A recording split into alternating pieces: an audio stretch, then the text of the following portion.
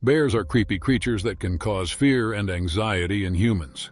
Their huge size, powerful jaws, and sharp claws make them dangerous predators that can seriously injure or even kill humans. Bears can also be aggressive, especially if they feel threatened to themselves or their cubs. In this video, we will show you 3 terrifying attacks where one of the victims managed to save himself, thanks to a knife he plunged right into the neck of the bear.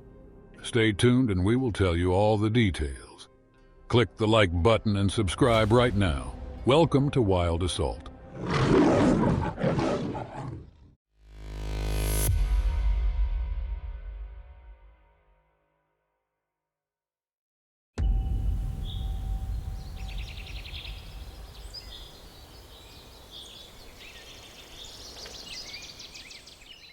Late one night during a 6-week canoe trip through the Canadian wilderness, 17-year-old Alex Messenger left his camp to climb a steep ridge that offered panoramic views of the tundra. It was the highest point for at least 50 miles. You could see lake after lake, lake after lake, he said. And then just over the ridge, Messenger saw something else, a flickering brown blur. His body recognized it before his consciousness did. It triggered all the physiological reactions in a split second. Before he even realized it was a grizzly bear. 4 weeks earlier, in July 2005, Messenger's group of 6 had set out on their summer adventure from Lake Waldaya in the remote Canadian Northwest Territories. They were told they would be lucky to even see a bear. He felt he had a good idea of the risks they might face. First and foremost, he was thinking about boat rollovers and other things that can happen on white water. Coming face to face with a 600-pound grizzly bear never occurred to him. Now that the predator was only 30 feet away, Messenger felt his airways expand, his adrenaline surge, and his heart rate double, preparing his body to run, fight, or hide. The bear seemed to assess the situation just as quickly. He was on all fours, eyes wide open, and clearly frightened. Messenger wanted to run. But instead, he said, he went back to his training. He began to back away slowly, spoke in a low voice, averted his eyes, desperately trying to convince the bear that he was not to be feared. But there was no changing the bear's mind. With a growl and a grunt, it rushed toward Messenger, taking 1 or 2 steps at a time as if testing him. The distance between them was rapidly shrinking, even as Messenger stepped aside. He knew he couldn't escape, but at that moment he wasn't sure what to do. The bear repellent the group had taken with them was left at the campground. Then the bear attacked. Despite their sheer mass, bears can run at nearly 40 miles per hour. When the bear was already 15 feet away from him, Messenger felt the ground shake beneath his paws. He screamed for help, knowing no one would hear him. Then he instinctively threw the 15-pound camera case at the galloping animal and hit it right in the snout. The impact was strong enough to turn the bear's head and allow Messenger to jump out of its path. It turned and lunged at him again. He had never seen anything move as fast as this bear. As soon as the bear realized he had missed me, he turned around and lunged again. Even in that moment, Messenger remembers being amazed at his agility. Messenger had never seen anything move as fast as this bear. Another thing that surpassed his terror was the odor, like from a dog that had never been washed. For agonizing seconds, the bear and the boy circled around each other. Bullfighting style, but with each lap the circle grew tighter. The bear snarled and lunged at Messenger, who received a glancing blow to the shoulder, then another to the back. But, barely able to dodge his jaws, the bear raised its front paws. A blow to Messenger's face would have brought down a caribou or a musk ox, the bear's typical prey. He felt like a mosquito that had been swatted. In midair, he realized he could not outsmart or outmaneuver his opponent. Physically, there was nothing he could do. A 150-pound 17-year-old against a 600-pound grizzly bear. As soon as Messenger landed hard on his tailbone, the bear pounced on him. Its head was right above his hip joint and its jaws encircled his leg. He felt the teeth digging in on both sides and passed out from the pain. He doesn't know how long he was unconscious. He was very effective at playing dead. When Messenger came to his senses, the bear was quickly running in the other direction. Having eliminated the threat, he seemed to want to get away quickly. Still playing dead, Messenger watched it disappear over the edge of the rise, then took his chance. He headed in what he hoped was the direction of the camp, and the adrenaline almost overpowered the rising heat in his right thigh.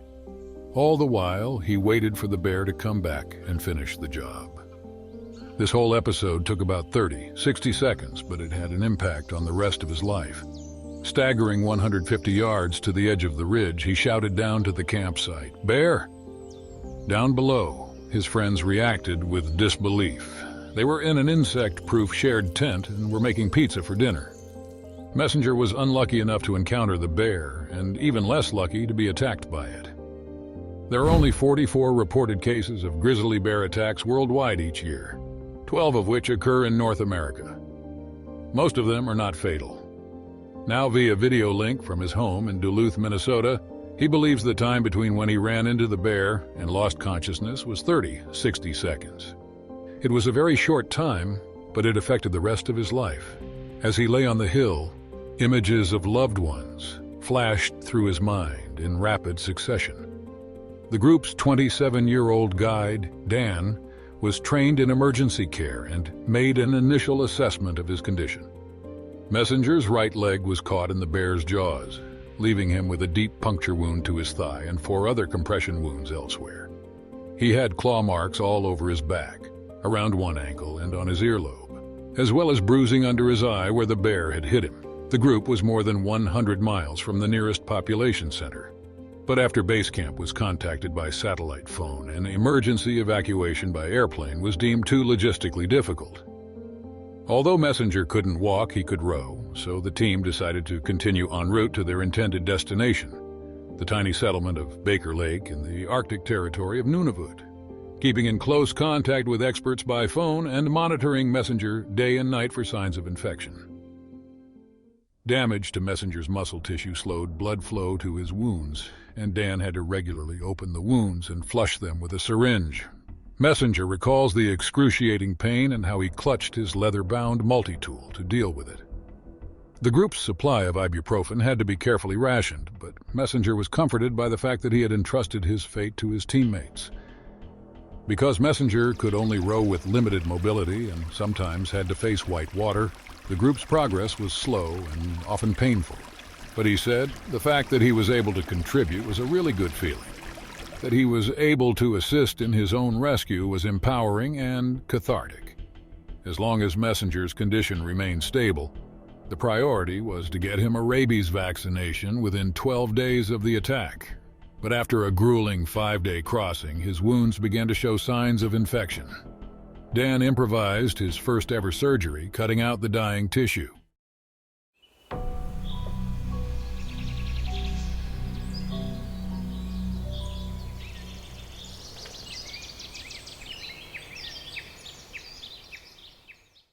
He realized it would be hard to find people who would take it back. They would think he was making it up. Nevertheless, the infection continued to spread.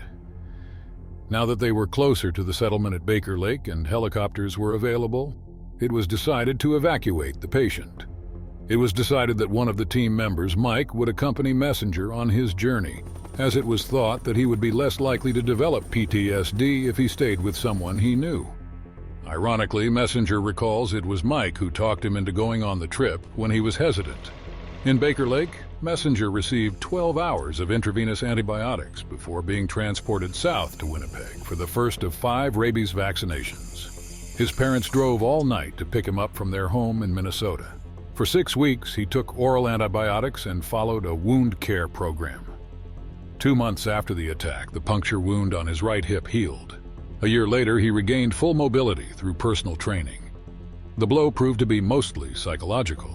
For the first few weeks after the attack, Messenger suffered from flashbacks and woke up at night convinced that a bear was near him.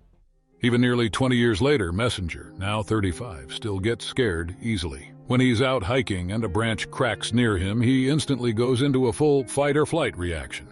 Dogs, in particular, can be provoking factors. But through meditation and breathing, he was able to gain greater control over these bodily reactions. Learning about bears and why they attack also helped him deal with the trauma. Messenger also drew comfort from learning what he could have done differently, just in case he was unlucky enough to run into a bear again. Simple things like not walking alone and not making noise when approaching a blind spot would greatly reduce the chances of it happening again. He eventually joined a local volunteer search and rescue team to use his experience to help others.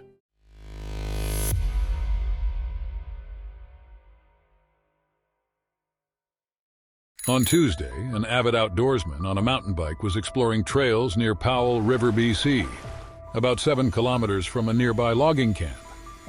As he descended one of the hills onto a logging road, he saw a large male grizzly bear walking in his direction.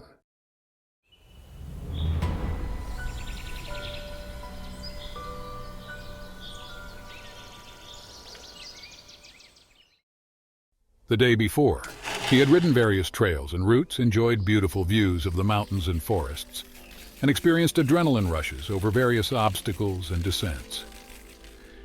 There are many mountain bike trails and routes around Powell River, suitable for both beginners and experienced riders. There are also dedicated bike parks and free-ride trails that offer more challenging and extreme conditions. An avid outdoor enthusiast spent the whole day exploring different routes and trails. During his journey, he met other mountain bikers who also enjoyed riding and exploring the surrounding area. After a day of active mountain biking, he returned to his hotel feeling tired and excited about his time. The next morning, he woke up because of the nightmares he had had. Something was wrong. He couldn't explain why, but something inside him told him that this day was going to be unusual and unpleasant. He had feelings of anxiety and uncertainty, as if clouds were looming over his head. Dowler felt his heart beating faster than usual, and he had a feeling of incredible heaviness on his shoulders. He tried to push these thoughts away and focus on his daily activities, but the premonition still lingered.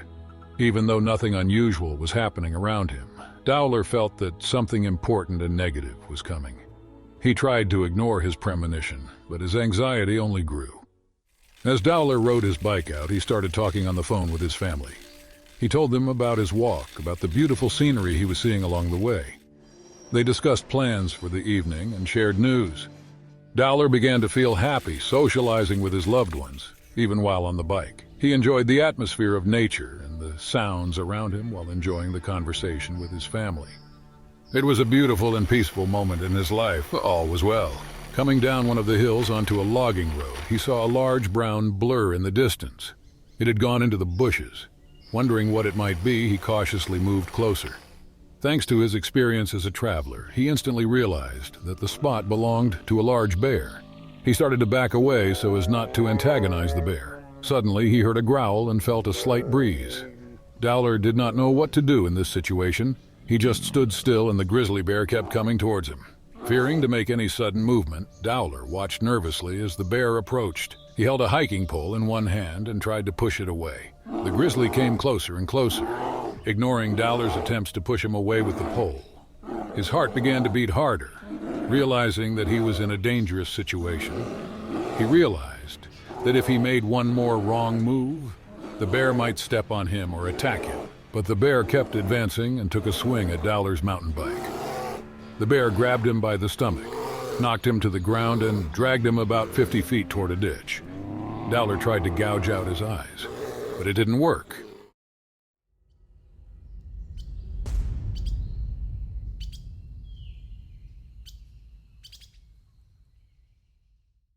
He was thinking about playing dead when the bear bit through his arm, leg, and thigh.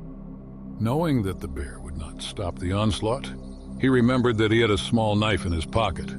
His father had given it to him 2 weeks earlier. Somehow he didn't know how.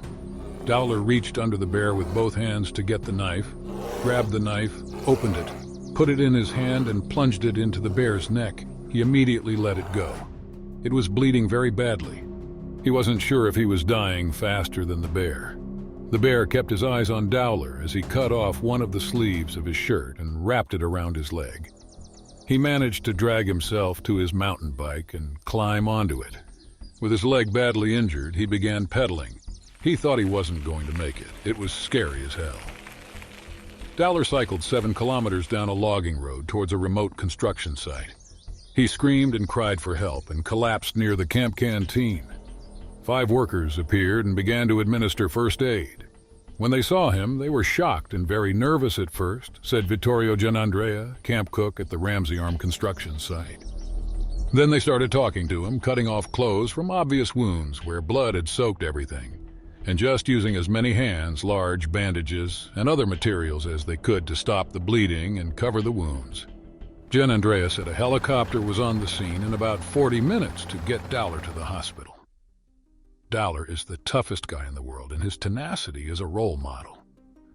"We were just lucky that we were all in the same place at the same time," Jen Andrea said. Dowler spent several months in the hospital undergoing complex surgeries and medical treatments. He was in severe pain and limited in his mobility. Many of his wounds were wide and deep, which took a long time to heal. Although the road to full recovery was long and difficult, Dowler never gave up hope and continued to fight. His family and friends also gave him moral support, which helped him overcome the challenges. Eventually, Dowler was able to leave the hospital and start a new life after the bear attack. This experience made him stronger and taught him to appreciate every moment of life. He has become a strong advocate for animal conservation and spends a lot of time educating others about the importance of preserving nature and its inhabitants. According to the Provincial Conservation Service, 4 officers went to the area after the attack. Inspector Murray Smith said the bear was tranquilized after it got behind one of the officers. Smith confirmed the bear had a puncture wound to its neck. Dowler says it was practical skills that helped him get out of the situation alive, but it was the thought of his wife and 2 daughters that gave him the strength to fight off the bear. His wife, Jennifer, thanked the logging camp workers for quickly getting her husband to safety.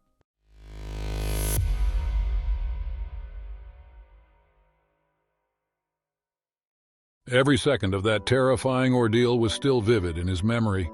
He had met many bears before, but at that moment part of his brain knew exactly what was going to happen, and the other part of his brain denied what was happening. He knew that with her 2 cubs he was in grave danger. Graham has been exploring the mountain ranges around Canmore since he was a teenager. He often hikes alone and is drawn to trails that few people hike. Over the years, Graham has become an expert in mountain ecology and environmental protection. He's active in preserving and restoring mountain ecosystems, as well as conducting educational events for locals and hikers to raise awareness of the unique natural treasures of mountain regions. He spends a lot of time in the mountains studying their geology, flora, and fauna. Graham often hikes and climbs high mountain peaks to explore new places and expand his knowledge of the mountains. On September 26th, he went to the Highwood Pass area in Kananaskis country, but he said it was full of cars. There were hundreds of people on Highwood Pass, and he wanted to be somewhere alone. So he chose another trail a few kilometers away. He had been in this neighborhood before. This trail led through a dense forest where the trees formed a dense green canopy overhead. The rustling of the leaves underfoot and the singing of the birds created an atmosphere of peace and tranquility. But after about an hour and a half spent in the splendor of the sprawling larches, his solitude was shattered when he and a bear startled each other. It was so close that they surprised each other. The bear emerged unexpectedly from behind a tree and came face to face with the surprised Graham. The heavy carcass of the beast moved and made a noise with its powerful paws, dispelling the silence of the forest. Both of them froze for a moment, feeling intense consternation and mutual distrust. The bear crowed on its hind legs and let out a menacing growl, preparing to attack. Graham, fearfully holding his breath, backed away slowly, trying to remain calm but feeling panic creeping into his thoughts. Graham remembers that she turned her head to look at him and started running towards him at full speed, but it was too late to do anything about it. All he could do was put his arm out in front of him. She pounced on him with her mouth wide open, instantly wrapped her arms around his head and bit him, instantly inflicting huge lacerations. Graham had bear spray with him, but he said it wasn't readily available at the time and he didn't have time to use it. He remembers the force of her teeth hitting his skull, and he could actually hear the sound of her teeth grinding against his skull. It was at that moment that Graham had time to think about how bad his situation was. It was definitely moments of terror. She was moving with such force. Once he was on the ground, she moved on to other parts of his body. She bit Graham's stomach, his legs, and shook him. His eyes were closed most of the time. Graham felt painful bites and violent shakes that literally made his body crack. He fought his fears and tried to save his last strength to defend himself against the bear. These moments of terror seemed endless. It seemed to Graham that his body could no longer withstand this torture. But he refused to give up and firmly believed that he could survive this nightmarish situation. Finally, the bear woman weakened her attack a little and stepped back. Graham rose from the ground with his last strength, wounded and saddened, but alive. His clothes were stained with blood, and he felt intense pain in all parts of his body. He knew that this encounter with the bear would leave permanent marks on him. The first thing he did was get a roll of gauze and wrap it around his bleeding head, then press the SOS button on his emergency GPS unit. Without it, he'd have to trudge through the bushes on the highway and turn into a bloody wreck on a random stretch of highway. He waited for help. Time dragged slowly, and in the meantime, he began to survey the surrounding area. He was in a deep forested area, far away from the road and settlements. He was looking for the safest area where he could expect help. In the distance, he spotted a small clearing where a rescue team could land. He kept sending SOS signals, hoping that his signals would be heard and rescue would not be long in coming. An hour later, he heard the rumble of a helicopter overhead and saw the rescue team, which sent another adrenaline rush through his already shaken body. Although he said he had always tried to mentally prepare himself for events such as bear attacks or wilderness rescues, nothing could have prepared him for this experience. Literally flying under a helicopter. It was a surreal experience. Thanks to the rescuer who put him under, he saw that he was behaving like a normal day at work, and that calmed him down. Graham underwent emergency surgery in Calgary. He had 46 staples in his head and 26 stitches in his face. He has damage to almost every part of his body, but is expected to make a full recovery. According to the Alberta Environment and Parks Authority, there have been 9 grizzly bear attacks in Alberta, 3 of which were fatal, including 1 black bear attack. In 2020, there were 4 attacks and 1 fatality. Graham said he was interviewed by conservation officers at the hospital and told to leave the bear alone. They had closed off the area, and the bear could be left to fend for itself. Graham would be very upset if he found out something had happened to the bear, if she had to be destroyed because the bear was just acting on instinct. He believes she is no longer a threat to anyone. He is grateful to the rescuers who brought him by boat that day and the medics who met him at the transfer station.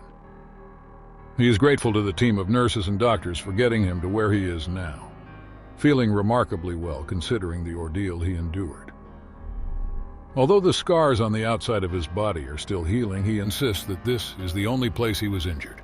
He always prepared himself for something to happen to him. According to him, next time he will make more noise and keep his bear spray handy. He encourages others to know their limits and always be prepared for anything.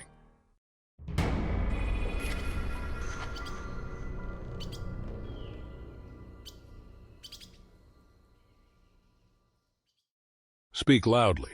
If you spot a bear, start talking loud and clear so it can hear you and know you are there. If a bear is chasing you, get its attention, use a whistle or loud noise to divert its attention and make it retreat. In case of an attack, if a bear attacks you, try to introduce yourself more and only engage in a fight as a last resort when other methods have not worked.